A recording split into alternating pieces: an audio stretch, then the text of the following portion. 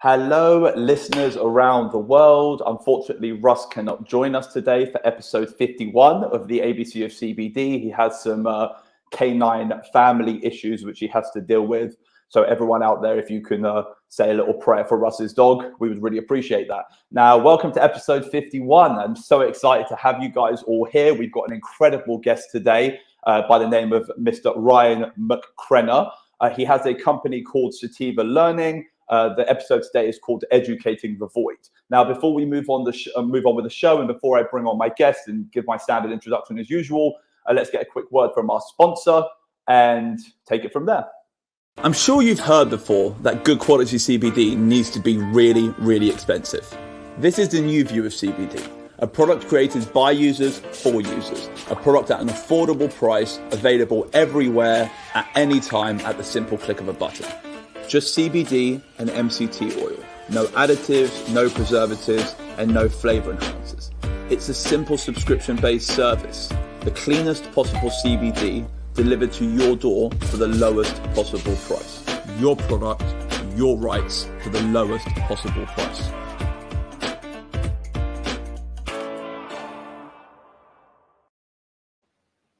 Amazing. So, like I just said, unfortunately, I'm not being joined by Russ here today. I'm here by myself, so I have no chaperone, which means I cannot be held accountable for any of my actions. But honestly, I just want to say thank you to everyone who's tuned in to join us, anyone who's live streaming us at a later date, or anyone who's catching up on Facebook, YouTube, LinkedIn, or anywhere else where we post these videos. If you are watching on the YouTube channel, please remember to hit the subscribe button and follow Men's Radio Station. And feel free to follow me and Russ on Instagram, Twitter, Facebook, and feel free just to kind of be our buddies. If I do mess up a bit today, give me benefit of the doubt that I am by myself. So I've lost my counterpart. So if I am missing anything and I haven't said a thank you or a hello, Russ usually does the introduction, so I'm struggling a little bit. Anyway, this week we are joined by Ryan McCreanor from Sativa Learning. Like many of the guests over recent weeks, education is at the forefront of Ryan's daily activities. I know that we have discussed cannabis education a lot, and there seems to be a lot of energy and force behind it. But in reality, it is a very undersubscribed, underappreciated sector of this marketplace. Yes, we all see and understand the importance of it. We all know education has its value. But in reality, there are only a very small number of people really pushing education for the sake of education. The availability of true education, functional education, and helpful information to build a better, stronger market and structure around cannabis in the UK is actually lacking. The cannabis market is very broad. Many compounds, many innovations, many applications.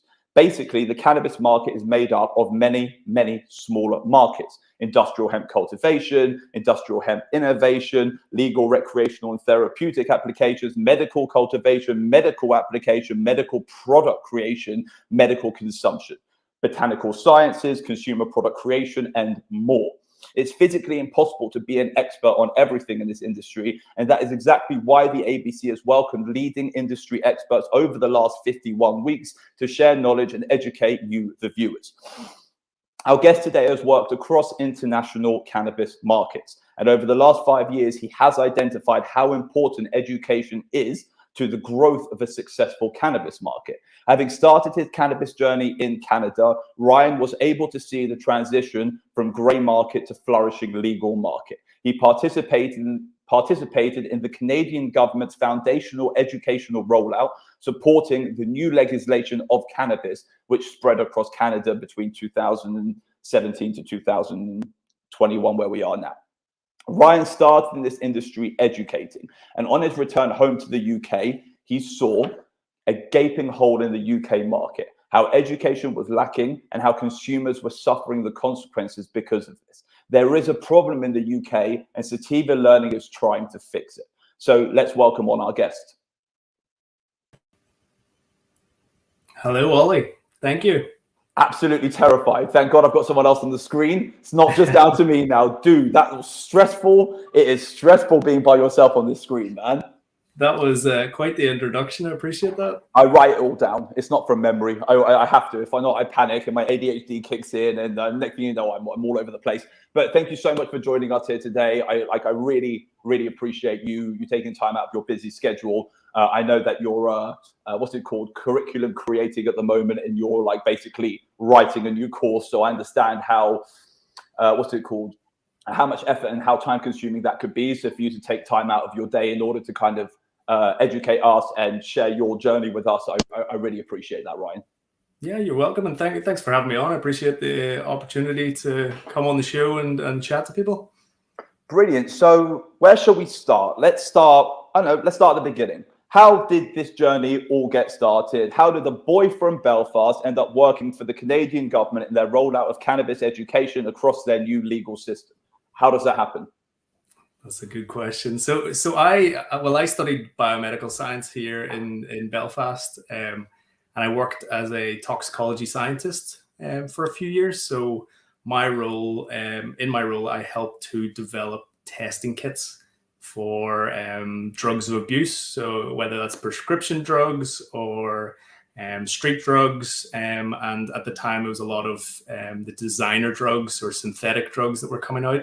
Was this this was during like the legal high time, right? Yeah. Like during the time of legal highs, just before they created the Psychoactive Substances Act, and just when basically you could walk into a shop and buy your salvia or buy your loads of different compounds. I didn't really know much about them, but it was around that time, right? Exactly around that time. Yeah, this would have been back in 2011. So yeah, around that time. And at that time, I think it was Spice and K2 were the most prevalent synthetic cannabinoids on the market. I still think that's a massive issue. I see that still being a problem. So like the zombie maker, isn't it? Spice. Yeah. Spice is the one where people, like you see the videos of people in the street basically just standing, but they're zombies, and they're horrible drugs, devastating in prisons as well across the UK and across the world. Yeah, I was just going to say they seem to be widely available in prisons for some reason, and very addictive, very damaging, and can even cause death as well. So it was a big problem. And the company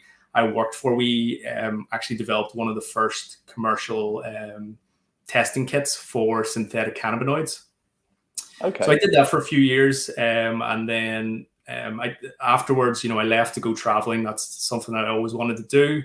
And didn't do anything too interesting career-wise. But after a couple of years, I ended up in Vancouver. And at the time, I was working as a recruitment consultant.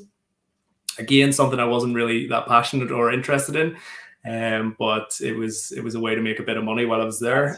Of course. You were traveling at the time, right? So the whole idea was you didn't really have a long-term career goal. It's not like you ended up in Canada knowing that this is where you wanted to be. You ended up in Canada because you were traveling. You needed a job to sustain your travels, and you ended up working for a recruitment company. Exactly. Right? Yeah. No, that's exactly it. Yeah. I'd lived in New Zealand. I'd lived in Australia, and the next easy visa to get is Canada. So why not? So yes, I ended up in Vancouver, and at the time, there was a really strong, vibrant grey market. Okay. And that was flourishing in Vancouver, and they were about to legalize federally. So we were recruiting for a lot of positions within cannabis companies, and I just thought this would be such a good opportunity.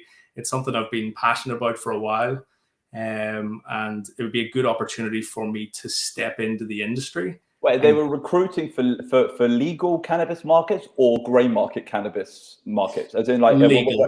At the time, it was with the legal rollout imminent. A lot of companies were setting up and hiring, and I was on the IT side of things, so they'd be hiring a lot of different IT roles. And I just thought there's a lot of movement happening here. It's going to be a brand new industry, a lot of room for growth.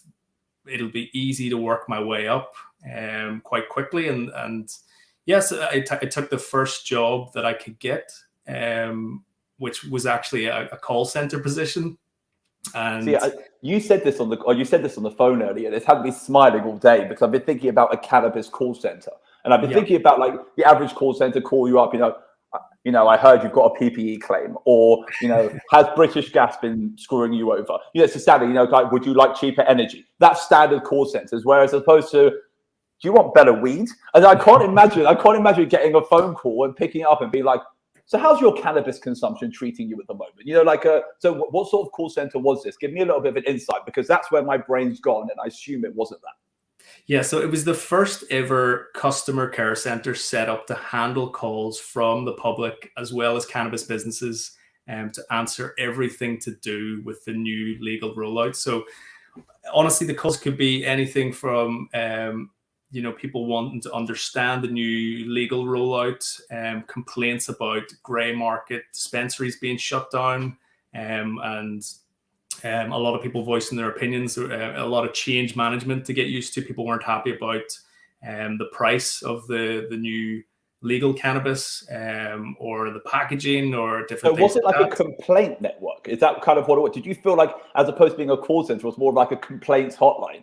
It was everything. Yeah, you could have people complaining because their order didn't show up, or you could have people calling you because they wanted to smoke weed now that it was legal, and they wanted to know how. So a lot of, it was a mix of cannabis education, change management, complaint handling, explaining the legal framework, and people screaming at you because their cannabis got lost in the post. So a little bit of everything thrown in there. And as I said, yeah, I mean, I've worked in call centers before. It wasn't something I ever thought I would go back to, but I did see it as an opportunity to get a foot in the door in the cannabis industry, and sort of make my way upwards pretty quickly. So within a few months, I was moved into a team lead position, and then finally ended up in the training team.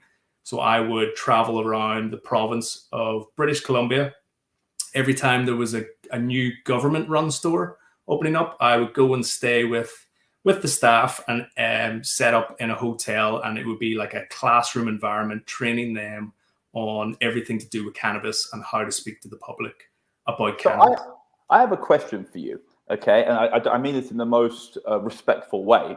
Where did you get the answers from to be able to feed people with the information which they requested? Because, here's a kid from Belfast who's just finished his traveling around the world. You end up working for this cannabis call center. You're advising patients on where to go, and I assume you're doing some damage control, and you're doing some guidance and some nurturing, and then you then moved on to training shop owners. Where did the information which you trained these shop owners come from? As in, how did you arm yourself with the correct knowledge? Did you find that you were learning as much from shop owners as you were teaching them? And did you find that you almost, the immersion in the culture, you basically learned one bit of information here and one bit of information there, and then basically passed them over to each other? Did you find it was like that? Or how did you build your armory of facts?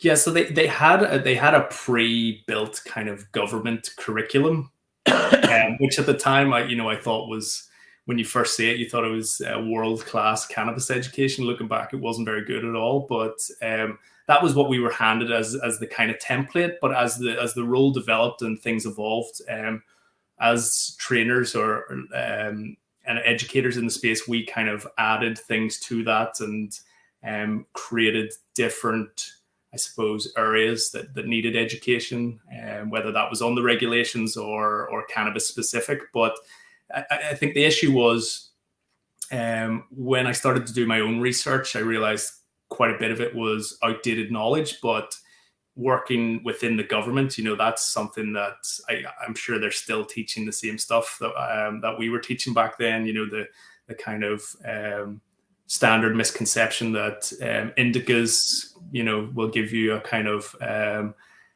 a relaxing high, whereas sativas will be more energetic and uplifting and things like that, where it was just riddled with outdated information.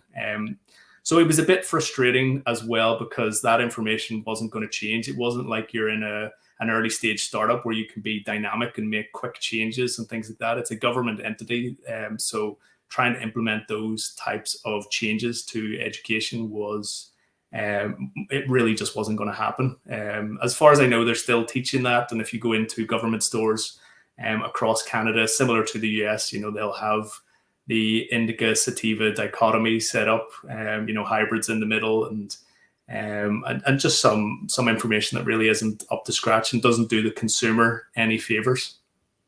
So So you got armed with this information, and I assume that, in going into shops and on your travels, and when you were actually, actively going from dispensary to dispensary, this is where you started to see the kind of the issues in the curriculum they were teaching. Now, one topic which we've discussed a lot over the course of this show, over the last 51 episodes, has been this idea of hidden knowledge. Now, hidden knowledge is everything you can't learn from a book. It's everything you pick up along your journey. So it's, like you just said, the actual real understanding of how specific strains affect an individual, as opposed to this overarching classification of indica, sativa, Kush in the middle, if you want to kind of do it that way. So I mean, this simple separation, which is kind of a blanket term applied by governments, doesn't really apply when you're looking at the fine intricacies of the product. It's like last week we had Tim Henley on the show, and he was saying about how cannabis is so personal. You can't look at someone and tell them that this strain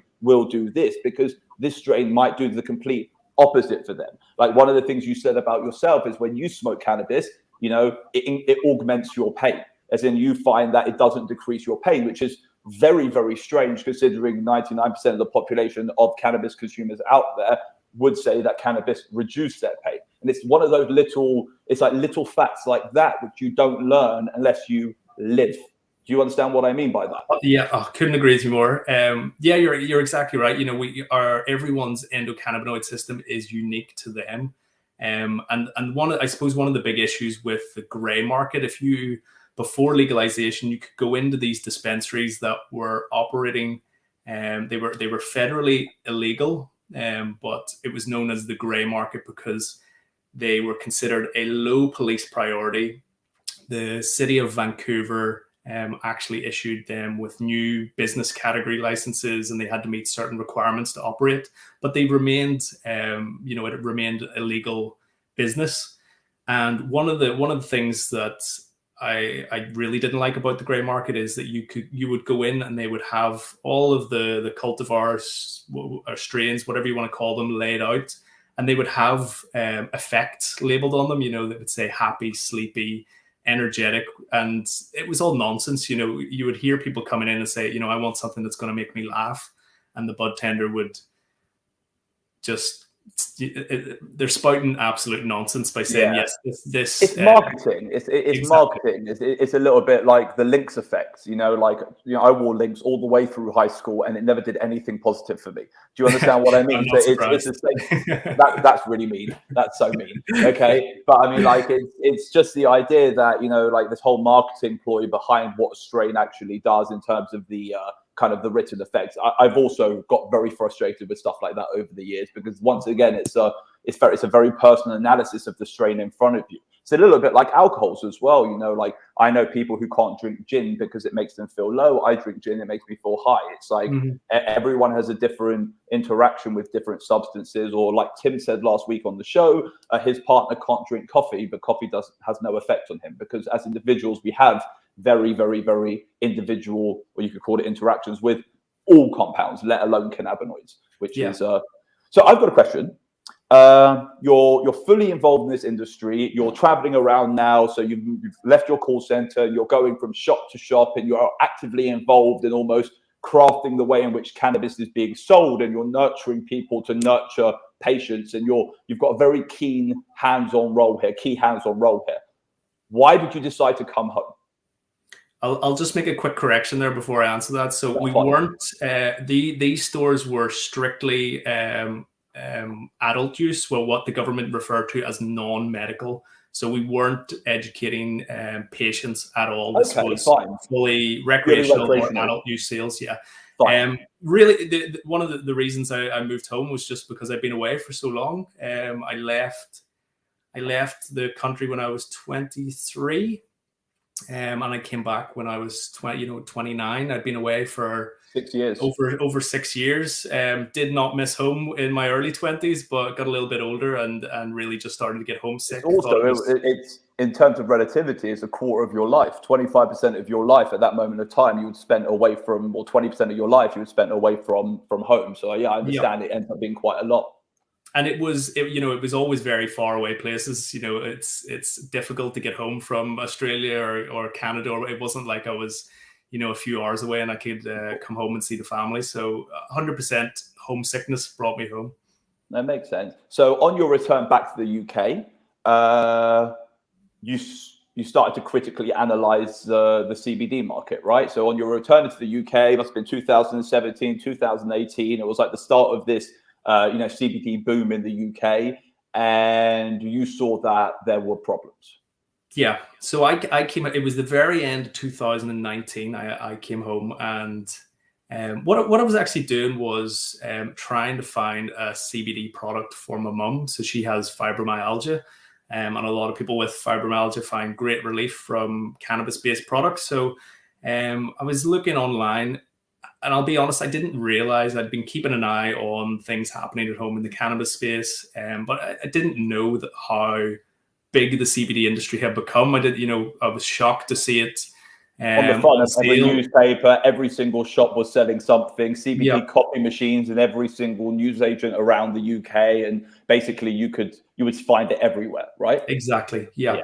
And the website, I was looking at a lot of different websites, and I was reading things that weren't true. I was seeing false claims. At the time, I think it was 3 or 4 different studies where they picked some of the most common or most popular products available on the market and tested their cannabinoid content, and it was not matching what they said it was on the label. There was other issues with things like heavy metals and pesticides and other unwanted things that you wouldn't have in a good CBD product. So I decided that with my background in education, that I could set up Sativa Learning to try and bring a level of credibility to the industry through recognized, trusted training certificates, so that you can come on and take our course and become knowledgeable about the product you're selling and the industry that you're in,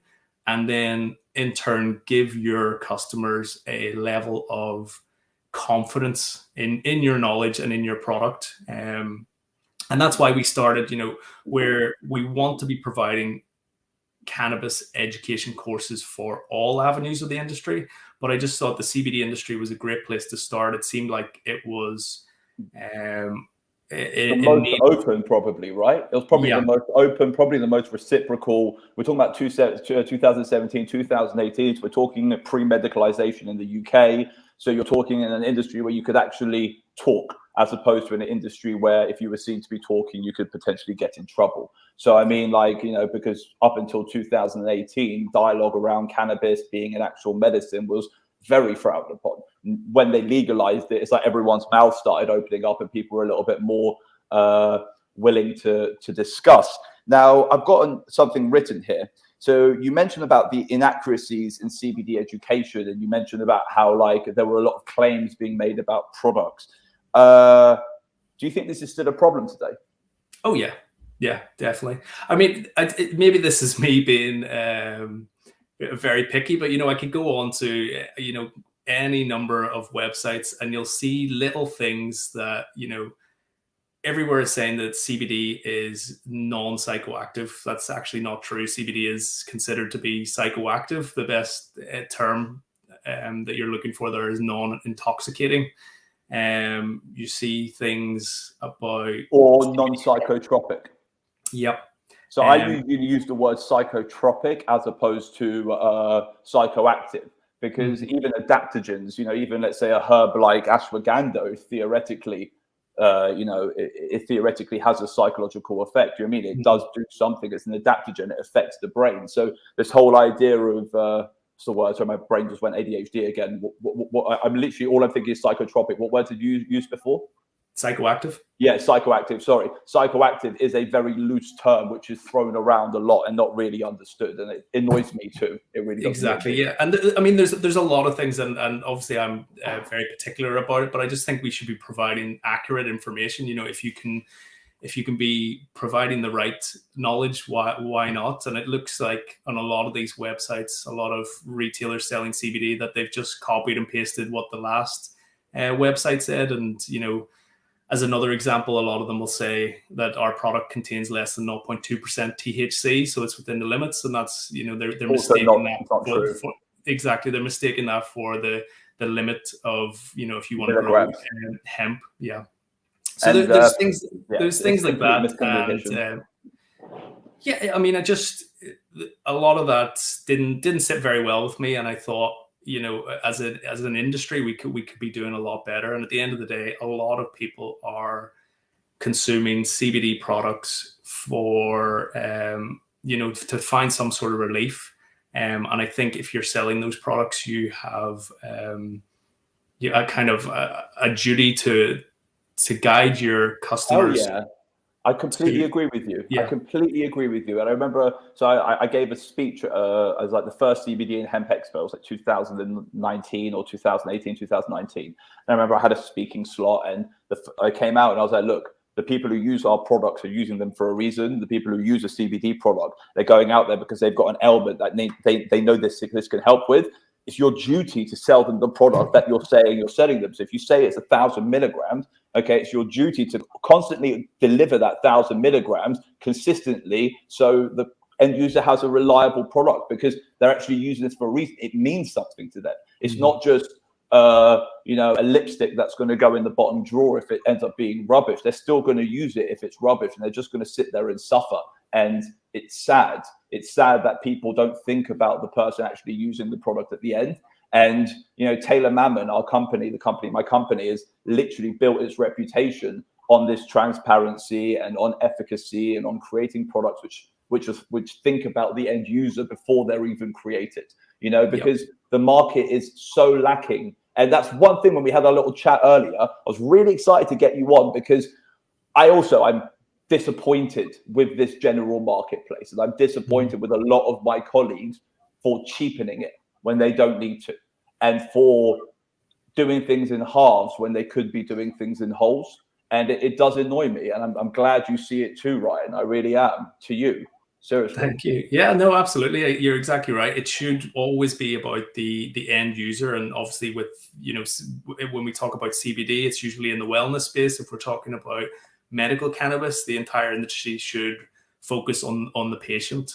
So I firmly believe that. And, you know, with this industry, unfortunately, a lot of people come in because they think they're going to get rich quick off the green rush.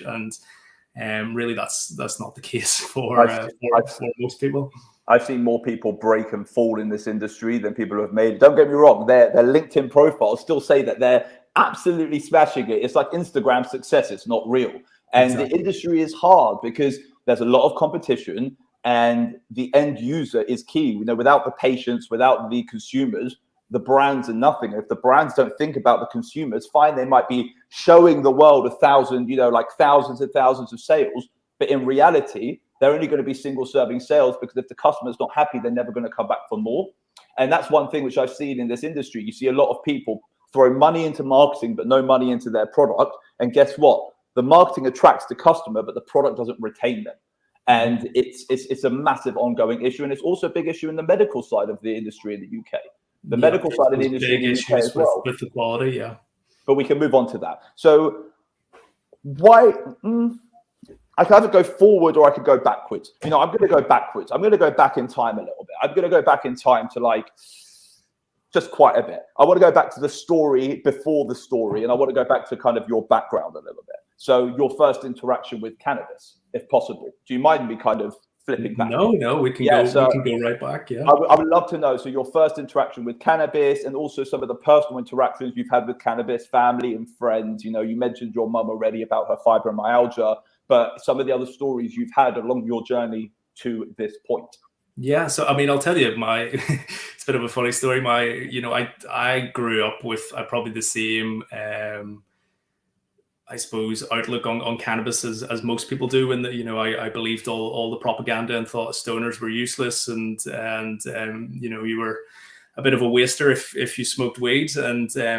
But in university was the first time I actually tried cannabis, and tried it a couple of times. Didn't really get it, and then I was actually trying to impress a girl once, and we smoked a joint together, and I completely whited out. I had a terrible time.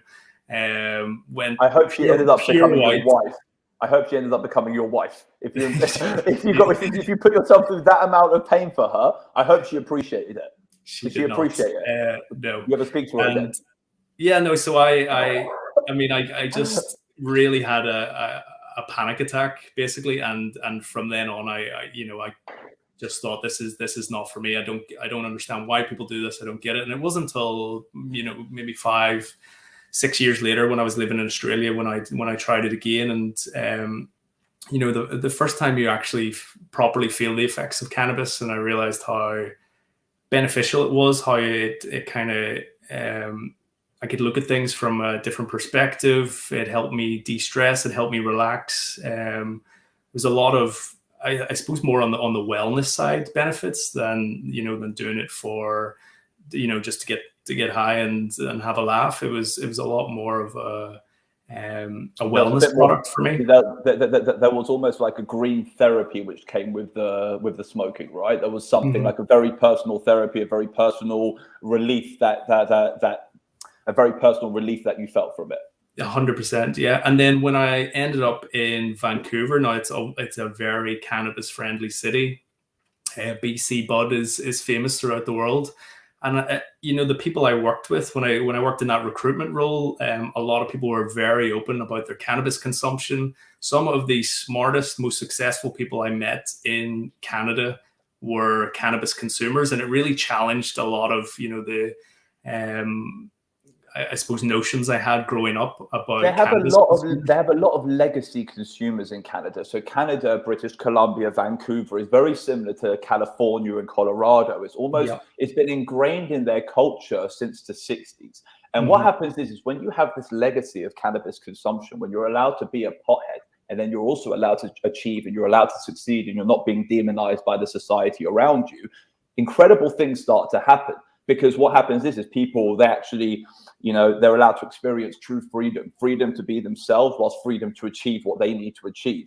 And one thing I have found is some of the smartest, most successful, warmest, kindest people who I've ever met, the billionaires who don't want to screw people over, they're all cannabis users. Yeah. Every single one of them. And they all have the same thing, like you said. They enabled them to see things differently. So it's almost like the problem's here, but you're seeing it from back here. So it's almost like you have you can almost have a view of your issues, like a bird's eye view of your issue, to be able to kind of fix the problem, remove yourself from it, to be able to fix it without the personal implications. And there is this incredible, narrative behind cannabis consumption and creativity. It's been going on since it's been going on forever, like forever and ever and ever. You hear stories of, jungle tribes, like getting high and dancing. It's like creativity oozes from people.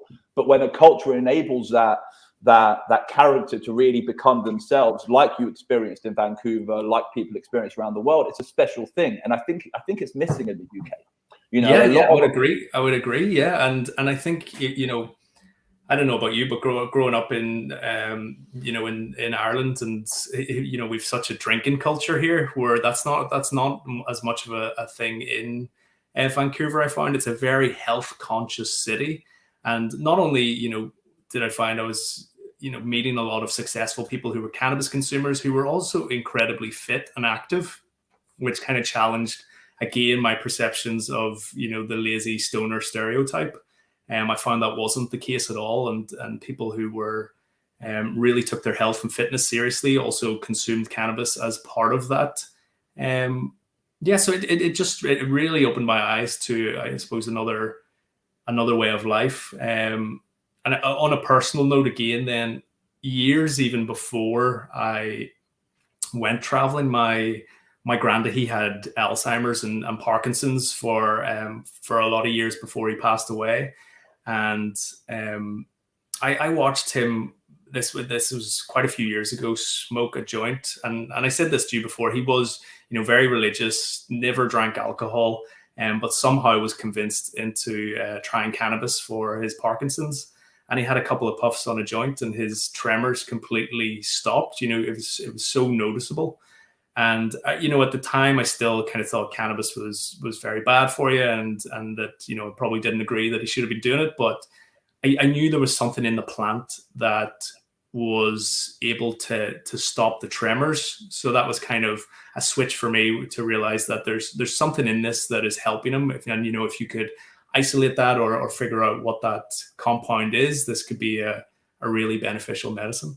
Was it a one-time thing with your grandpa, or was it did he end up using it habitually for the? No, I think it was only a few times, but I think obviously with what's available on the market here is usually, you know, very high THC cannabis, or skunk as the media like to refer to it as, and especially if you have Alzheimer's as well, it's, you know, it's not going to.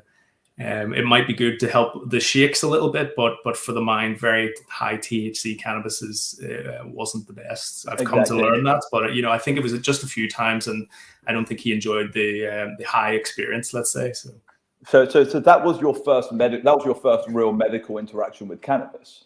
Yeah, I would say so. It's pretty. It's pretty incredible, to be honest with you. I've seen it with a lot of the older generation. I've seen when my grandpa, God rest his soul, was actually dying from cancer. He had cancer in his bones, and it was he was in a lot of pain. And I don't know if he couldn't take the painkillers, or the painkillers made him feel worse. And so I live in England. My parents live in Israel. So my grandpa lived in Israel. And I just remember one day going over to my grandpa's house. I don't know where he got them from. All right, so I'm here, so I don't know where he got them from. I walked over, and he's like got like loads of these little joints, and he used to have literally a puff, and then it took away all of his pain. And he died within a couple of years. He was already 92 years old, riddled with cancer. But it gave him an end of life relief without having to completely drug him and take him out of the game. He also had a stroke, and it helped with some of the nerve issues he had from that. And I mean, like, it's definitely got something. I think the main issue is the education around it in the UK doesn't enable us to kind of, you know, throw 1,000 Parkinson's patients in a room, give them all cannabis, run a test, and just prove to the world that this is great once and for all. Because, you know, this research is going on in America, and the research is going on in Israel, and there's research going on in Germany and Switzerland and every other country around the world, but not here. And we don't want to use the results of research from other countries. And it ends up being a very difficult situation we find ourselves in, especially when we both firsthand seen the older generation benefit from something, which, to be honest with you, my grandpa is, you know, like a 92-year-old Jewish man, you know, like he was just like, no, do you know what I mean? Like the idea of cannabis for years was seen as like the worst drug in the world. You know, your grandpa being a devout Catholic, do you know what I mean? Must have had the same sort of thing. You know, it's like almost seen as a direct route into the devil's pocket. Do you understand? It's just like, it's so negative.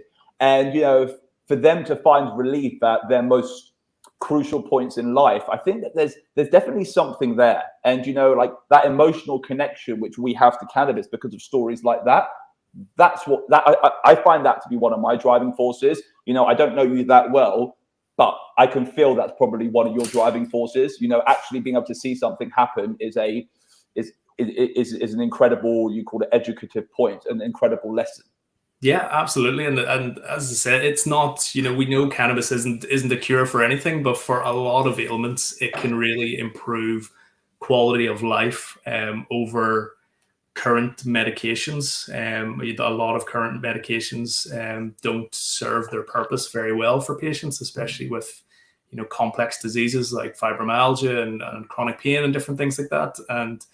And if we could move away from, you know, the likes of opioids being the first line of treatment and move to more natural remedies like cannabis that can be as effective and have less side effects, less possibility of addiction or overdose, then, you know, I do think it should be taken a lot more serious by current healthcare professionals.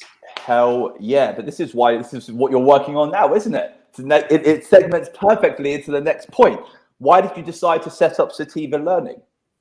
So yeah, you already said you wanted to bring some stability to the UK market, and you realized on your return to the UK that there was something not right. You've set up one course already, which is the industry professional course, and you're currently working on your second curriculum, which is a medical professional curriculum. So why don't you tell us a little bit about Sativa Learning, why you decided to set up the first course, how people can find you, which is the most important thing, because this is very much watched across the industry. It's also watched by a lot of end users out there. So where can people find you in case they wanted to learn more, and what does Sativa Learning actually do? Yeah, so I mean, pretty easy if you want to find us, sativalearning.com, and it's Sativa Learning on LinkedIn, Twitter, Instagram, Facebook. You should find us pretty easily. So the idea is really an e-learning platform for the industry. We want to provide accredited, expert-led courses for all avenues of the industry. So as I said, we have one course out at the minute. It's the CBD Industry Professional course. And this course has been put together to give CBD retailers, job seekers, entrepreneurs, anybody with an interest in the industry. We've had some consultants and different things take the course. And it's to give them a comprehensive understanding of the CBD industry. And for that course, we partnered with Maple Tree Consultancy, so with Professor Mike Barnes, Hannah Deacon. We love Mike Barnes on this show, and we love Hannah Deacon. To be honest with you, we love all of our guests. You're all incredible, but I mean, you just name dropped two, so I had to give them a little hi. Sorry, carry on. They are absolute legends of the industry, and I love them both very much. So important. They're so important to the struggle. Yeah, they very kindly agreed to help me get the course off the ground and provide a lot of the educational material from it. We also partnered with Mackerel Solicitors. So you probably heard of them. They were the first dedicated cannabis law firm in the UK. And one of the modules that we have in there is a regulatory module. So we make sure they have that information kept up to date every 3 months to ensure that we're always giving out the best legal and regulatory education on CBD. Amazing. And we've had the course accredited by the Continuing Professional Development Service, just to give a level of credibility and show that our course has been created to the highest standards of further learning. So that's the first course that we developed. I've had some great feedback on that. That went live, I think it was February this year. Have you had the big uptick from it? We did at the start, and it's kind of leveled off, but it's the main thing is I do believe that over lockdown. So one thing I felt is that there was so over lockdown, the momentum behind CBD kind of dropped off a little bit. Unfortunately, novel foods came in basically over the COVID-19 period. So from March 2020, basically until now, we've had this. You could call it this novel food cloud, which has been moving across the industry. And the issue is there's so many new brands and so many people who would have entered the marketplace have been very much pulled back because they haven't, the rug got pulled away from underneath them. The stability of the marketplace has been pulled away, and therefore their desire to enter a marketplace which they don't know which way it's going, and they don't know whether what they'll be doing is legal or illegal, has kind of restricted, you could call it, involvement. And a lot of the places which I assume you would be trading would be shops, and you would be trading individuals who would be actually selling this stuff, or brands who would be creating this stuff. And if there's no involvement, or there's less involvement in the industry, I assume there would be less of a following. Yeah, I mean, over the summer, it definitely numbers dropped down. But what we're seeing now is the likes of like consulting groups or even recruitment agencies. There's a lot of I suppose interest in the cannabis industry, and a lot of companies wanting to get up to speed. So that's we've had a lot more interest over the last couple of months in organizations wanting to give their staff a level of knowledge on the CBD industry, and that's exactly what the course is designed to do. It's like the pickaxe theory, isn't it? It's all the industries around the cannabis industry, but not actually the cannabis industry, which can benefit from understanding this world around us. So you've got the people who supply packaging, they want to know exactly what the cannabis industry wants in terms of packaging and what packaging is best. And if they can get someone like you to teach them that, it's only going to empower their staff to close more deals. The same with, let's say, actually had a really great point, but it's just gone from my mind. But yeah, no, I understand that logic. So like you said, the recruiters, I've spoken to a lot of recruiters recently who are setting up cannabis recruitment companies a little bit, like you were in Canada, and they start to see this influx of cannabis jobs coming in. They realize they might as well make themselves industry specific. And there's a lot of that as well, in which case they will need training to understand the right, correct roles, which they'll have to hire for, etc. It's very smart, actually. Very, very smart. Giving a bit of a backbone to the industry. Yeah, so that's what we're seeing at the minute. And then I suppose to bring us on to our next course. So, obviously medical cannabis has been legal in the UK almost 3 years now, coming up on 3 years. And It's been a massive disappointment for many patients, and a big issue with that is that a lot of healthcare professionals are not educated on the endocannabinoid system or cannabis-based medicines. So we've partnered with the Medical Cannabis Clinician Society. So we have, world-leading experts in medical cannabis, obviously Professor Barnes, Danny Gordon, Sunil Arora, Rebecca Moore, Elizabeth Iveson. I love Rebecca. Rebecca. She's incredible. She came on, she slammed the door on mental health and cannabis. She's incredible. She's absolutely incredible. Just an amazing doctor. Amazing doctor. Sorry. Yeah. No, I keep on interrupting you. I'm so sorry, man. No, that's okay. All the medical professionals from the MCCS, they really are pioneers in medical cannabis, and together with them, we have developed another course specifically for medical professionals. So this course is split up into 2 parts. The first chapter of the course is 10 modules designed to give a thorough understanding of cannabis medicine, from the history, the plant, the ECS, cannabinoids, how they work, practicalities of prescribing, some contraindications to look out for, some information about over-the-counter CBD products. It's really a very, very comprehensive overview of cannabis medicine. And then the second part of that course, we've identified 10 conditions for which cannabis medicine can be prescribed. Not an exhaustive list. We know there's a lot more, but this is what you have to make it digestible. The whole point is if you go out with 1,000 things, they'll be like, all right, cool, I don't believe this. No one believes the word panacea. This whole cure-all, no one believes it. And as soon as you say to someone, wouldn't you be interested if I could find you a little plant that could take away all your pain? People think you're a snake oil salesman. So you have to kind of go in there almost limiting it. You have to go in there almost restricting the information which you're willing to give doctors, because they don't want it anyway. You need to make it manageable, bite-sized portions. It's very smart, very smart. Sorry, carry on. I keep interrupting you. I'm really sorry. That's okay. Yeah, so we've got fibromyalgia, chronic pain, anxiety, PTSD, the women's health issues, Tourette's. There's a few others. There's epilepsy, pediatric epilepsy, and for those specific modules, we have videos of the clinicians talking about their experience of prescribing medical cannabis for each condition. And cool. It's a kind of introduction to the condition, how cannabis can help, and their experience of prescribing for said condition. And what we've done, which is my favorite bit about this course, is we've also included patients. So we've had patients, they came down for a day in London for filming, and they've appeared on camera for each specific condition to talk about how medical cannabis has impacted their life. Thank you for the phone call, by the way. I appreciate being invited down to speak. It's really, really nice. Really, really nice. He didn't invite me, by the way. Oh, no. And you can see I'm pissed. I'm angry. I have Tourette syndrome. I'm not saying I'm the face of Tourette syndrome in cannabis in the UK, but I'm a very outspoken, very riddled Tourette syndrome boy. And you could have used me, man. I would have been free. And I live in London. But it's okay. I'll get round 2. I'll get what's it called? There will be more opportunities. Don't worry, I will be 100% sure to include you. So second edition revised text is always the better medical book anyway, so it's fine. I always prefer the second edition. Exactly. So yeah, that's that course. It's in development at the minute, and we're hoping to go live end of November. We are just piecing it all together and then working on accreditation. So that will be again certified by the CPD.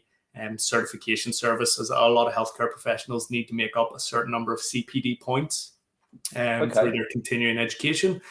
So we want to make sure that if they take that course, it will go towards their CPD points. And it's not just extracurricular, so it's actually one of those things which they can actually benefit from. It actually has units to go towards the module at the end. I understand that. It's very smart, very smart. And therefore, I tell you, one thing I've heard from a lot of doctors is they already work so hard. The idea of working an extra 10 hours a week, 15 hours a week in order to get a cannabis education, which they might never be able to use. Okay, because that's one thing, like my cousin's dating a doctor, and she's like, I would love to learn about this, but I'm going to invest so much of my time into it. And imagine if I get fired for learning about this stuff. There's a real fear within the industry, like even a lot of these doctors, one thing we spoke about is about how the endocannabinoid system is not being discussed in universities. Sorry to ramble on, but it's something which we discussed earlier on the phone. And actually my cousin's girlfriend, I asked her, I was like, have you ever heard of the endocannabinoid system? And she goes, yeah, I've heard about it, but only through my own research. And I was like, do they teach it? And she was like, no. And I was like, cool. I want you to come on the show to talk about how your medical school is not teaching you about medical cannabis, even though medical cannabis is legal in the UK. And she's like, I won't do it. I was like, why? She goes, because I'll get kicked off my course. I was like, what do you mean? She goes, I'll get kicked off my course if I go against my tutors, if I go against my establishment, if I go out there and say this university doesn't do something, they're going to stop me from being a doctor. And I can imagine that being quite frustrating. You live in the world where you have this incredible ingredient that you might be able to save someone's life with, you might be able to change someone's life with, but you're not allowed to use it. And if you were to, and even though you are legally allowed to use it, there's still this bubble of fear that surrounds you. I'm sure you felt that with a lot of the doctors who you're trying to,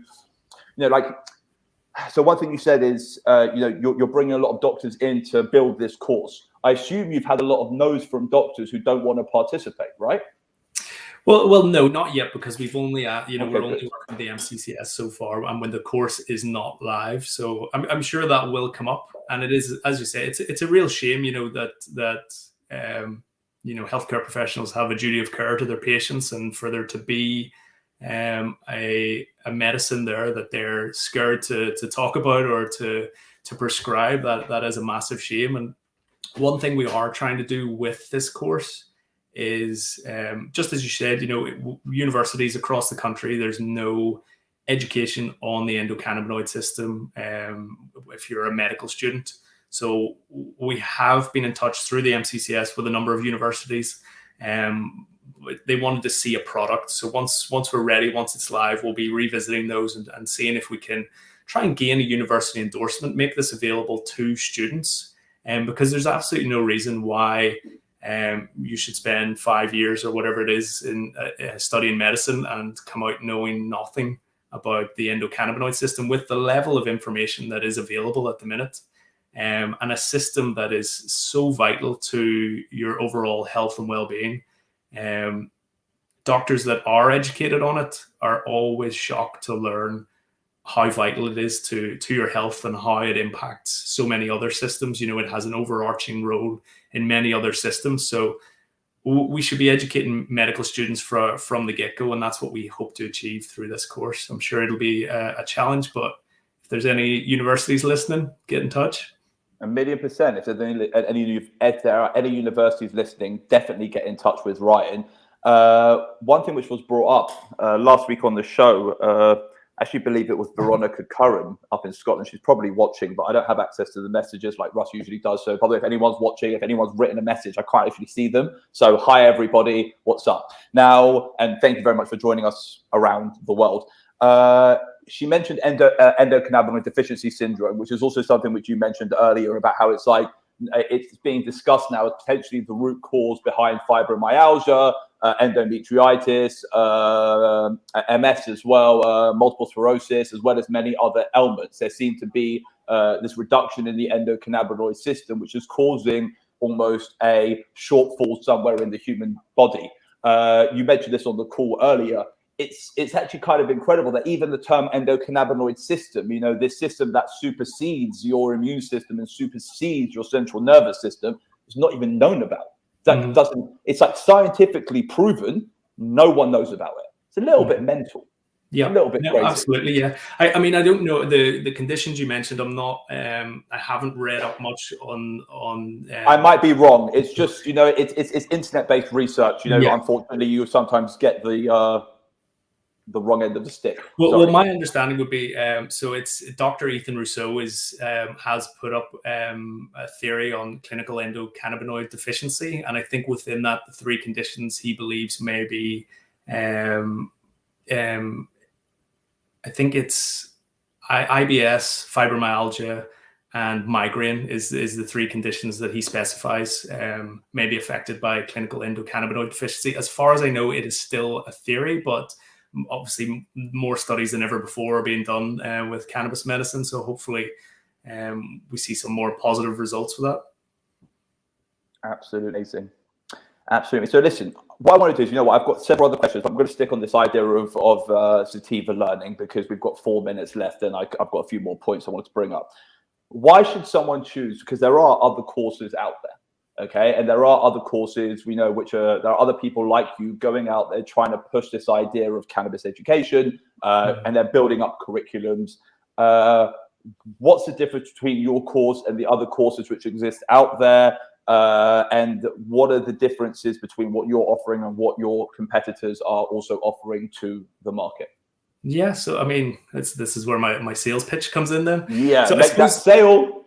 Yeah, for our CBD course, I mean, what we did with this course is we partnered with true experts. So I've, as I said to you before, I've never claimed to be a cannabis expert. I know a lot. I love you for that, by the way. I love you for saying that. No one in this industry ever holds their head up and says, I'm not an expert. No. And I that's one of the main reasons why I'm so, you know, well, you could call it like I fucking love you, is because I just swore as well for the 5th time over 50 episodes for you, okay? For you, Ryan. All right, so it's why, because you're not trying to sit on this pedestal saying that you are God. You're basically saying there are hundreds and hundreds of experts out there, and you're just sharing their knowledge, right?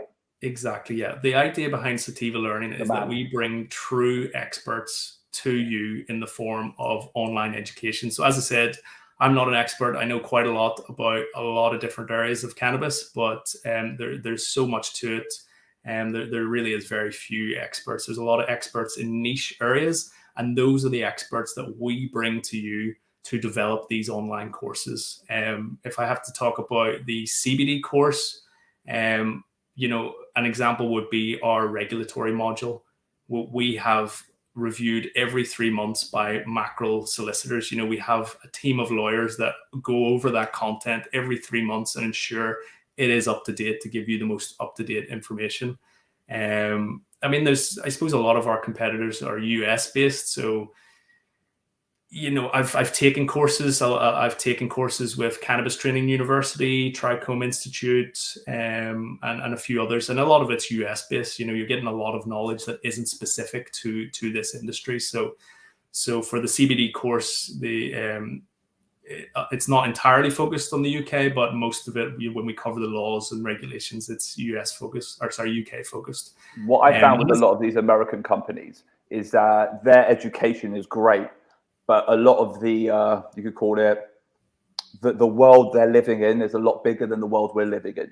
So the access to products which they have, we don't have. You know, they talk about the minor cannabinoids all like they're legal.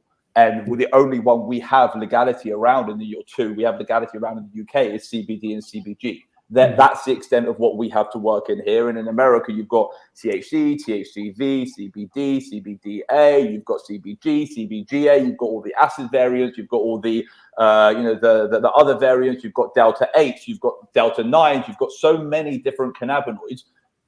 And the education surrounds all of them, and that's what I found. I kind of like the fact you've got something which is quite European and UK specific. Mm-hmm. Yeah, that's exactly it. And then I suppose the final piece there would be our accreditation piece. You know, we wanted to make sure that it was credible, reliable, trusted education, and that's why we have went to the CPD service and had it accredited. And I suppose the final piece would be that we're not affiliated with any company that's profiting from the sale of cannabis-based products or medications. You know, we're a third-party education provider. We don't provide this education so that you will sell our products. We don't have products. We distance ourselves from all that, and that's why we partnered with the likes of the MCCS, a non-profit organization focused on advocating and educating. And again, we're in talks with the European Industrial Hemp Association, another organization that we want to help develop an industrial hemp course with as well. So these are the types of organizations we're partnering with and making sure they are, as I said, experts in their field. I think it's absolutely incredible. I look, every name you've mentioned is someone who I've had on the show, and it's the same concept of what I've done here. You know, like I always said on the first show, I'm not a doctor, I'm not a scientist, I'm a dude with Tourette syndrome who had to make his own products to find what was right for him. that's what my skill is in this industry. I'm not an expert on anything except myself. You know, I design really cool products as well, and I'm quite creative, but I mean, I'm not an expert. And this whole idea of surrounding yourself with the true experts in this industry is just like we've done on the ABC of CBD. We've surrounded ourselves with people who actually care and people who have a journey behind them and a journey in front of them in order to bring this industry to where it needs to be. Yeah, Ryan, I want to say thank you so much. You've been the most incredible guest today. That hour has gone so quickly, and I would love to get you back on as soon as you've finished planning the course and as soon as it's been released. I would love to get you back on to talk about more what you're doing. But until next week, everybody, because the seconds are clicking down. Thank you so much for joining us, and it's been incredible. And Ryan, contact him, Sativa Learning, follow the course. God bless you all.